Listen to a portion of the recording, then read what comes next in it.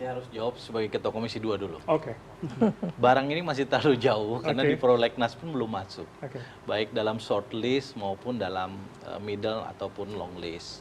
Yang menjadi tugas saya, Bung Ahmad Irawan, ini teman saya di Komisi 2, itu tahun 2026 adalah revisi terhadap Undang-Undang Nomor 7 Tahun 2017 tentang pemilu. Undang-Undang Nomor 7 Tahun 2017 tentang pemilu itu isinya 2 rezim pemilu. Pemilihan umum presiden dan wakil presiden dan pemilihan umum legislatif. Betul. Pemilihan anggota DPR, RI, DPD RI, DPRD provinsi, kabupaten, kota. Bahwa wacana ini mengeruak karena beberapa petinggi partai politik menyampaikan pikiran pandangannya, saya kira itu hal yang sah-sah saja. Oke. Dan bagi Partai Nasdem kami sudah menyampaikan sikap. Dalam pandangan Partai Nasdem, pemilihan yang dilakukan melalui DPRD bersifat konstitusional. Kami merujuk pada ketentuan pasal 18 ayat 4 konstitusi kita yang menyatakan bahwa gubernur, bupati, wali kota masing-masing sebagai kepala pemerintahan provinsi, kabupaten, kota dipilih secara demokratis. Kata demokratis itu kalau kita lihat dari original intent pembentukan pasal 18 ayat 4 dalam amandemen konstitusi kedua tahun 2000, itu bisa kita lihat dalam risalah pembentukannya, para pembentuk konstitusi pada saat itu tidak menemukan satu formula yang tunggal terkait dengan pemilihan kepala daerah. Oke. Ada Dan yang itu bisa kita tafsirkan apa hari ini?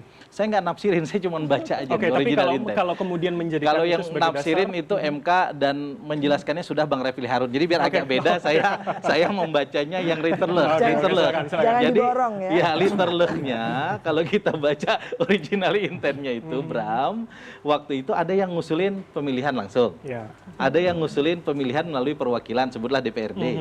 Ada yang jenis lain atau bentuk lain seperti Mbak Wiwi, Prof. Siti Zuro sampaikan. Bisa jadi asimetris dan bentuk-bentuk yang lain.